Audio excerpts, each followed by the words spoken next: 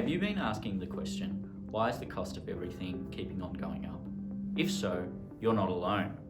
It's a phenomenon called inflation, and it's affecting everyone around the world.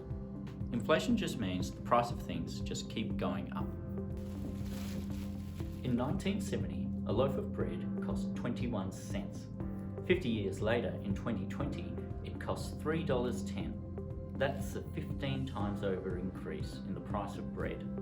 Over the last 50 years, incomes have thankfully grown by the same amount, even though it sometimes may not feel like it. A little bit of inflation is healthy, and the reality is the costs of a lot of things have been going down over the last 50 years, such as TVs, dishwashers, and washing machines, thanks largely to lower production costs in Asia. But over the last year, Aboriginal and Torres Strait Islander families, like the rest of Australia, have been experiencing really high inflation.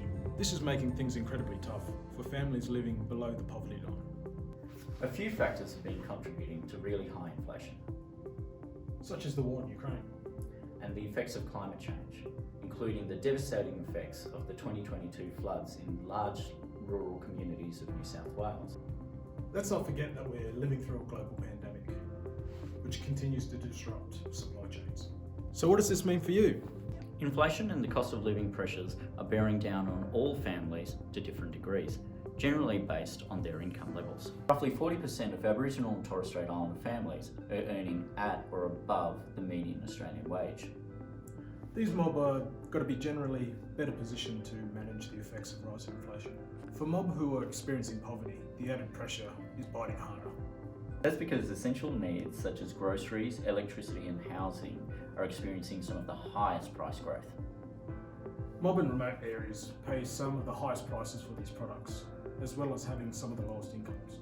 That was even before the recent surge in prices over the last 12 months. We can't ignore the discrimination our mob face in society, trying to find work or even start a business.